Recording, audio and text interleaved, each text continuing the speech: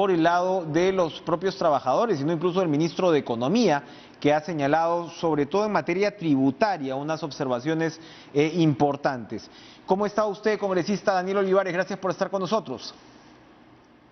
Enrique, buenas noches. Encantado. Estoy en plena sesión, pero subí un ratito para atenderlos. Y se lo agradecemos. ¿En qué está precisamente el debate en estos momentos? ¿Cómo observa usted la salida a esta situación? Es complicado, ¿no? Porque hemos derogado rápidamente una ley que ha regido por 20 años y se ha tratado de hacer en un par de semanas un reemplazo, y yo creo que algunas personas han creído que era más sencillo reemplazar el sistema que existía. Lo que nos hemos encontrado es la realidad, ¿no? La realidad es que no es sencillo modificar un sistema que tiene tantas partes y tantas implicancias y tantos tipos de empresas de distintos tamaños, exportadoras pequeñas, grandes, otras que son simplemente el sector agrario. Entonces, es muy complejo sacar un proyecto de ley tan rápido, con presión, en fin. Entonces, el estatus actual es que hay dos caminos que se están planteando, ¿no? Están en modificaciones finales, pero ha sido muy difícil ponerse de acuerdo entre las bancadas. El Ejecutivo hizo sus planteamientos de cuáles eran, qué era lo más recomendable, cuáles eran los límites a los que podía llegar. El Congreso ha tratado de ir un poco más allá, los trabajadores quieren ir un poco más allá. En fin, hay muchas expectativas y lo que yo creo es que tenemos que llegar a un acuerdo donde ninguna de las partes esté totalmente satisfecha. Ese debería ser nuestro norte. Si una de las partes está totalmente satisfecha, quiere decir que estamos desequilibrando totalmente a la otra. Al menos como Partido Morado, nosotros estamos tratando de empujar cuál es la modificación más equilibrada que todas, pero no olvidemos una cosa, Enrique, que este es el inicio de... Nosotros lo que estamos haciendo es marcar un piso a partir del cual esto tiene que seguir mejorándose entre las relaciones entre trabajadores y empresas, y para eso la única forma es la negociación colectiva, la sindicalización. Eso es lo que hay que fortalecer para que de aquí a futuro tanto los trabajadores estén bien preparados y tengan las herramientas para poder negociar directamente con los empleadores, sean grandes o pequeños. Precisamente, ¿no? Lo que hemos encontrado en este debate complejo, además por un elemento, pues evidentemente desestabilizador, ¿no? Como pueden ser las protestas y los bloqueos de carretera, ha sido difícil encontrar las posiciones más o menos establecidas, la agenda establecida por parte de los trabajadores, porque claro, por parte de los empresarios, pues más o menos sabemos dónde están. Está la GAP, hemos visto pues posiciones de los gremios y demás, pero usted ha encontrado posiciones más o menos claras por el lado de los trabajadores, tomando en cuenta además que la situación es bastante diversa por lo que entendemos. Yo no he encontrado posiciones claras en ninguno de los dos lados, Ya. Enrique. Ni siquiera en los trabajadores. Yo entiendo por qué. Porque por años se ha estigmatizado la sindicalización, se ha visto como algo negativo, se ha evitado en muchos casos, nunca se ha promovido. Entonces, ¿qué pasa? Cuando llegamos a momentos de tensión, donde necesitamos que las partes se sienten en una mesa, no sabes a quiénes llamar de parte de los trabajadores. Y ese es el resultado de años y años de estigmatizar o ver como algo negativo a los sindicatos y a la representación sindical. Eso, felizmente, ya cambió en las cabezas de todos. Eso es algo positivo, digamos, que saco de esto. Pero en el lado empresarial, yo he hablado con varios empresarios, porque ya te imaginarás que nos revientan el teléfono a los congresistas de todos los lados, y gran cantidad de empresarios agricultores no se sienten representados por AGAP o por lo que dicen los señores de AGAP. Y cuando yo les pregunto, oye, y si no te sientes representado, ¿por qué no participas? Me responden la clásica de siempre, no, es que a mí no me interesa la política y esas cosas.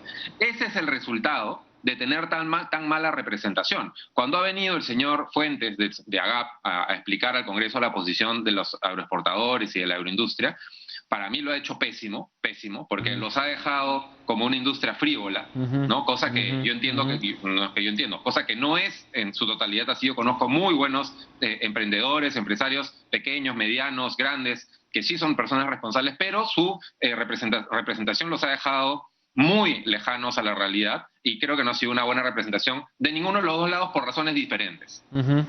Bien interesante lo que usted toca. Yo sé que usted está apurado, pero cuando tenga que irse, por favor, díganos, porque hay un par de preguntas Tengo acá el teléfono listo, que si suena, tendré que saltar así como como por la, por la ventana. Su intervención me provoca un par de preguntas, pero entonces primero voy a ir al Sí. grano. Estamos en este tránsito de la remuneración o del jornal de 39 soles. Esto va saltando con el bono, ¿no? El ordenamiento de los derechos laborales y demás. Incluso, claro, se dijo primero 45, pero he escuchado a su colega Núñez del Partido Morado que dice que en realidad estaríamos hablando de un incremento de hasta 54 soles. Por el lado de investigadores como Grade, que son en realidad muy críticos del estado de la industria ahora, ellos insisten en que la remuneración debería estar entre 60 y 70 soles. ¿Usted está conforme con esta opinión de su colega de bancada que en realidad estaríamos hablando de 54 soles? Porque allí el aumento no sería tan poca cosa. Yo creo que nadie está contento con ninguna de las cifras porque entendemos que este es un piso, no es un techo. Todo el mundo, porque a mí me preguntaba alguien, ¿no? Me decía, oye, pero ¿tú crees que con X cantidad uno puede vivir? Y yo, esa no es la discusión. La discusión no es techo, no es a dónde queremos llegar, es dónde debemos empezar. Para mí lo más importante de la ley, sea la que sea que salga, es que fortalezcas la capacidad de negociar, especialmente de los trabajadores, para que de aquí a futuro puedan ellos trabajar sus aumentos, como hace Construcción Civil con Capeco todos los Así años. es. Y lo hacen hace 15 años, y hace 2 semanas sacaron un comunicado en conjunto, prácticamente aplaudiéndose los unos a los otros por lo bien que estaban trabajando juntos. Entonces, a eso es a lo que yo creo que tenemos que aspirar. Luego, sobre las cifras, ahí es más que todo estamos viendo con porcentajes, porque se está trabajando qué porcentaje de la remuneración mínima vital debería ser este bono, ¿no? Para que sea el piso desde donde deberían empezar los trabajadores. Entonces se habla de que los empresarios llegaron a un consenso, los de AGAP dijeron que llegaron a 15%, cosa que yo he hablado con otros empresarios que me dicen que no están en capacidad, que podrían llegar a 6, 7%. Bueno, los empresarios dijeron 15%. El Ejecutivo dijo que podía llegarse hasta un 20%, ¿no? Como este bono inicial, ¿no? Ahora, hay congresistas que dicen que no, que debería ser el 50%, con lo cual matas a un montón de industrias. Espárragos mueren, bananeros mueren y una serie de Cuba de otros mesa se dice así.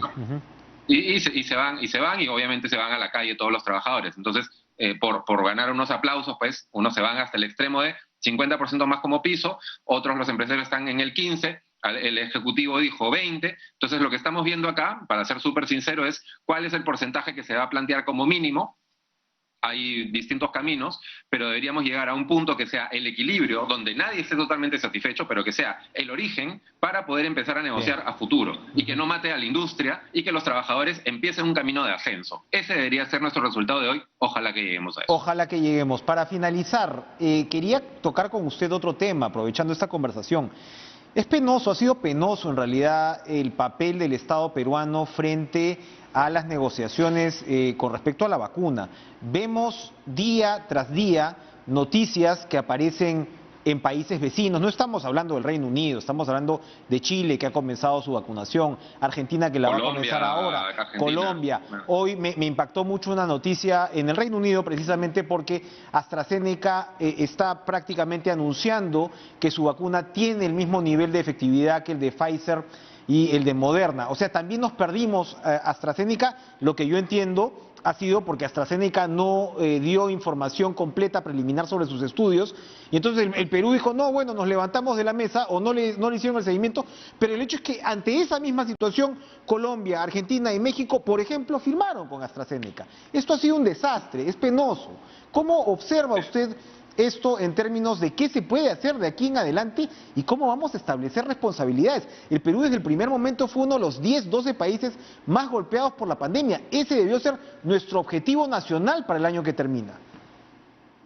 Yo creo que hemos llegado a esa situación justamente, agarrando tus palabras, Enrique, justamente porque muchos funcionarios no han querido asumir responsabilidades. En el Estado peruano y en el Ejecutivo, en general, y no lo digo ahorita, sino de siempre, el funcionario público muchas veces se muere de miedo de firmar cosas porque siente que lo van a perseguir para siempre y que si no es exactamente el término de referencia, hay una serie de cosas. Hay un miedo de avanzar, especialmente en momentos tan convulsionados como los que tenemos en el país, donde básicamente todos persiguen a todos. Entonces yo creo que ha habido un poco de temor, otro poco de desorganización y algunos anuncios que en realidad estaban fuera de la realidad. Yo he escuchado al señor Vizcarra atentamente como ciudadano muchas veces, porque salía a hablar seguido, y nos anunciaba unas cosas que yo decía, esto no puede ser, no es posible de hacer, cosa que efectivamente ahora estamos comprobando que no es posible. Lo que tiene que suceder de ahora en adelante, bueno, y que ya está sucediendo, es que yo he visto en otros países que los jefes de Estado son los que se tienen que meter a resolver esos temas y tienen que, porque eso es una pelea mundial por la vacuna. Y yo tengo entendido que el presidente Sagasti está metido de cabeza en tratar de solucionar y recuperar el tiempo perdido que hemos tenido. Ojalá que podamos tener un anuncio, si no es a antes de cerrar el año, a inicios del próximo, con una de estas cierres de firmas. Porque yo veía la vez pasada también en la televisión, veía un canal con un cuadrante, ¿no?, partido en 4 la pantalla, Argentina, Chile, Colombia empezando a vacunar o llegando las vacunas a sus aeropuertos, y Perú no. Y eso no puede tomar mucho tiempo porque no, por una serie de razones. Entonces yo sí espero que el Ejecutivo recupere el tiempo perdido, que termine de cerrar lo que tiene que cerrar. Yo tengo optimismo con las gestiones que puede hacer el gobierno ahora, que ya al menos hay un poco más de tranquilidad gubernamental, ¿no?, para poder cerrar una buena noticia para los peruanos a fines de este año o a inicios del próximo, porque tiene que ser ya. Tiene que ser ya. Gracias, Daniel Olivares, por acompañarnos esta noche en plena, pues, sesión del Parlamento. Uno cabría esperar efectivamente